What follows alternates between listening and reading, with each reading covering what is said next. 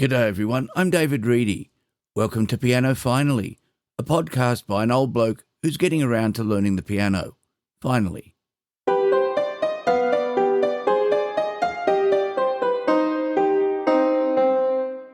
Welcome to show number 66. Thank you very much for listening. If this is the first time you're hearing the podcast, I hope you enjoy what's in the show. If you're back for another episode, then thanks for returning. If you too are learning a musical instrument, let me know how you're going with it. You can contact me at david@pianofinally.show. This isn't the show I was expecting to record this week. Going into the weekend, my plans were to attend a synthesizer workshop and performance after work on Friday night, after picking some things up at the Apple shop. On Saturday, to get the last bit of marking done for the term, write a short introduction to the podcast, and then head down to Sydney for my best friend's big birthday party. Then, on Sunday morning, pick up some afternoon tea and head to the piano showcase to perform my 4 pieces. I thought that the podcast would be fairly short, just an intro, a report on how the showcase went, and then a recording of me playing the pieces at the showcase. Plans in place, I got the marking done, did a final practice for the showcase after lunch, and then headed down to Sydney and the birthday party. All was going well, until a message popped up on the phone at 4 o'clock saying, "Are you okay? We missed you." It was from Devi. Weird, I thought. I checked the calendar. It was definitely Saturday, and the next event was the showcase on Sunday, the 21st of September. Devi's message, though, was the last in a list of messages. And then I noticed that one of those messages mentioned the showcase and said Saturday, 20th of September. I had somehow got the wrong date into my calendar. By then, it was too late to do anything about it. The showcase was over. Devi and I had been discussing the showcase over the last few lessons, but I don't think either of us said Saturday or Sunday at any stage. I'm disappointed that I missed it, but all the extra practice didn't go to waste. I now have 4 pieces that I can confidently perform if someone asks me to play something for them. And I'm promising myself that next year's showcase will be spectacular.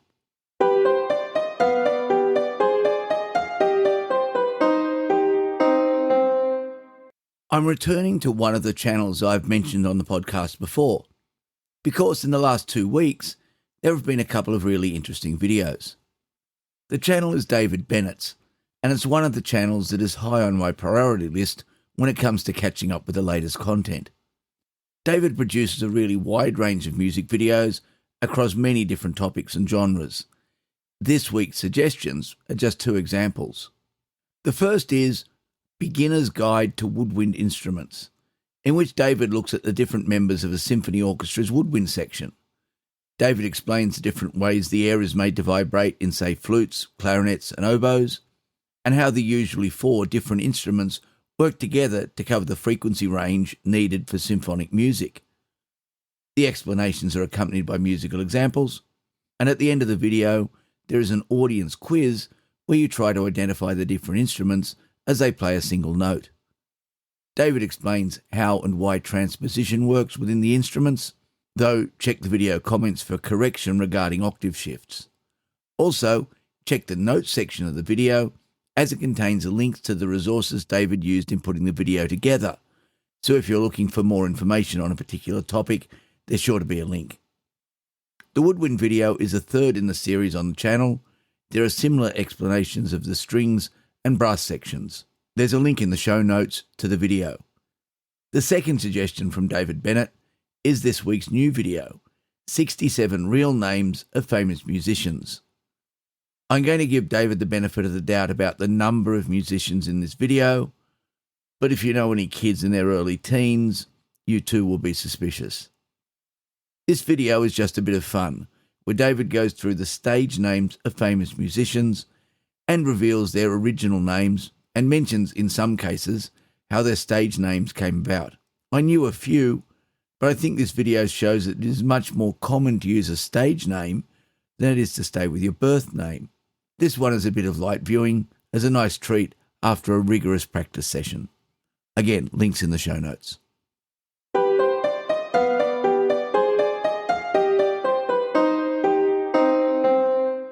Nothing's wasted.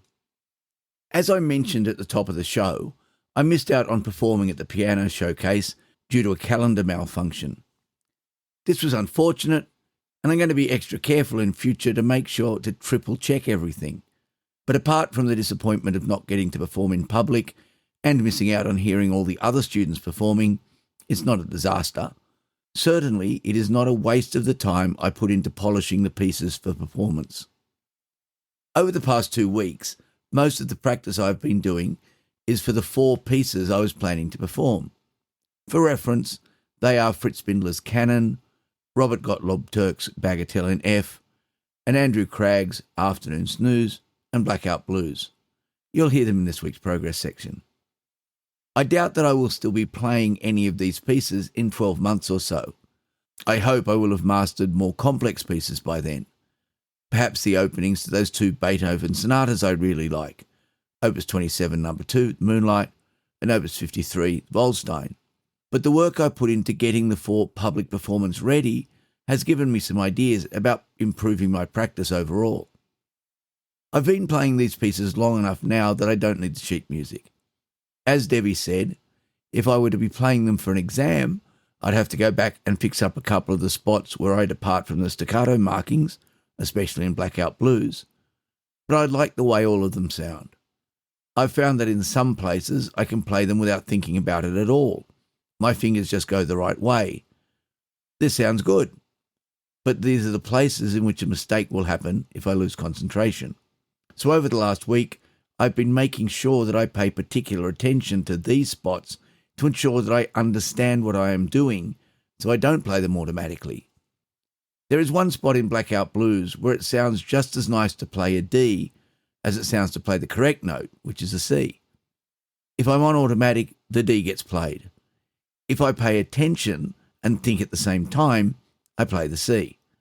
So, working on understanding the music and then concentrating on that understanding while playing has really made an improvement.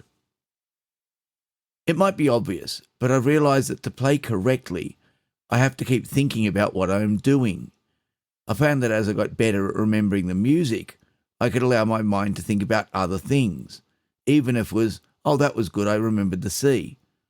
Invariably, this led to me messing up something in the next few notes and the playing coming to a stop. Understanding the music gives me something to think about that is directly relevant and lets me keep the correct notes flowing. Without the need to really nail these 4 pieces for the piano showcase, I probably wouldn't have worried too much about analysing my practice. After all, I can play the pieces competently when I'm the only one listening, almost as competently when recording for the podcast, and reasonably competently at my lessons.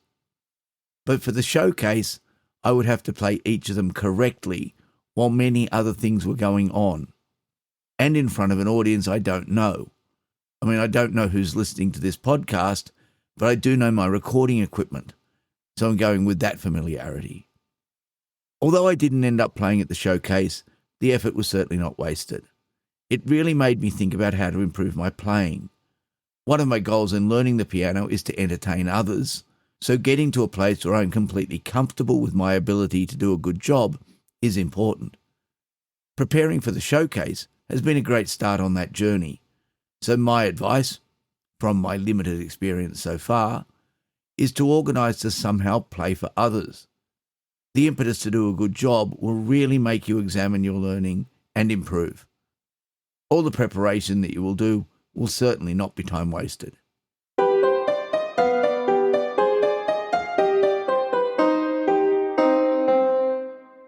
On Friday night, I headed to Hurstville Library for part of the Sydney Fringe Festival.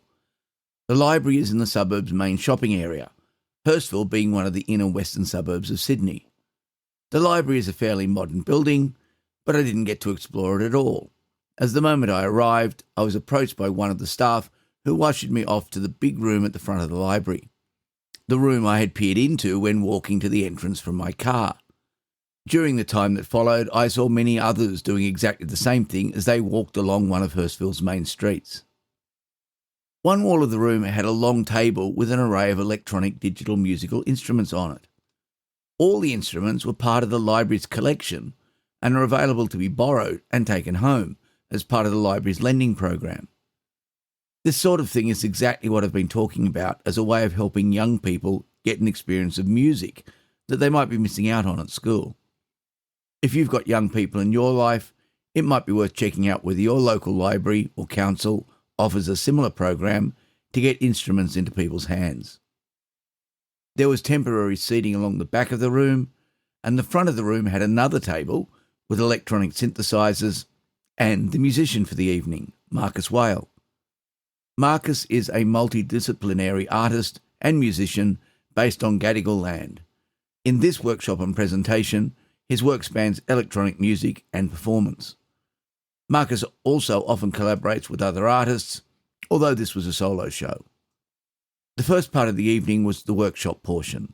Marcus demonstrated some of the different instruments, as well as explaining the basic ideas behind subtractive synthesis. I'm familiar with the concepts he was demonstrating, but many in the audience weren't, especially younger members who are more than willing to help out on stage for the different demonstrations. One of the library staff, who was also working as crew for the performance, also brought his Roland Juno 60 keyboard along, and during the intermission, I got to have a bit of a play with the instrument. I had seen it via the emulation that is available for my Arturia keyboard, but it was a lot of fun to try it out and move real sliders and knobs rather than virtual ones. Marcus's performance in the second half of the evening showed off many of the effects that the synthesizers could create. In addition, Marcus used a loop system to add in ambient voice and tubular bell sounds. Like many of these performances, it was not the type of music I would normally seek out, but the experience of seeing a musician creating on the spot and sharing their message with the audience is always a treat. Overall, it was a really enjoyable way to wrap up the work week. Keep an eye out in your local area for similar opportunities to be part of musical experiences you won't find in the standard piano teaching materials.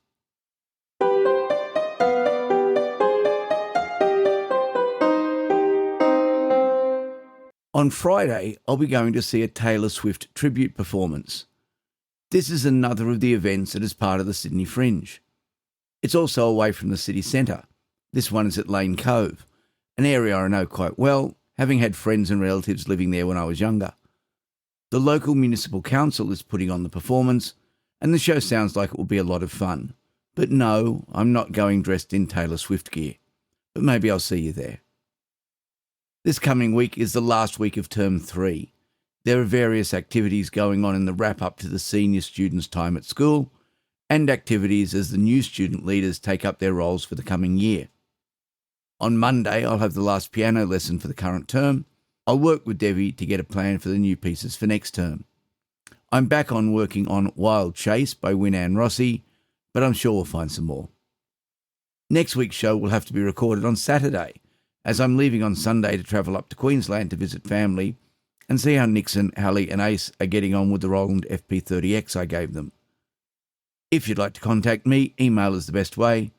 You'll find me at david@pianofinally.show and the website at www.pianofinally.show.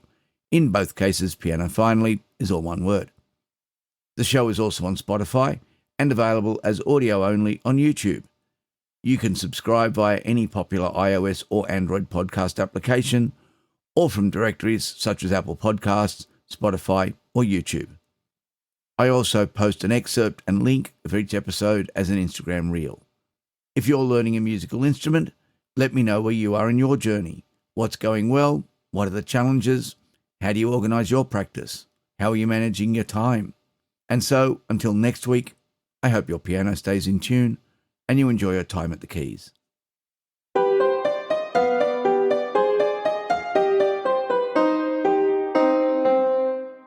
Okay, this is the last time you're going to hear the showcase performance pieces, perhaps not forever, but certainly for a while.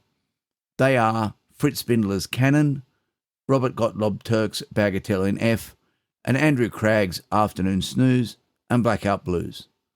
The pieces are recorded using the Kawai NV10 as the keyboard and Piano Tech 8 on the M4 Pro Mac Mini, emulating the Shigeru Kawai SKEX in classical mode. This week's recording is all one take, as it would have been performed at the showcase if I hadn't got the days wrong.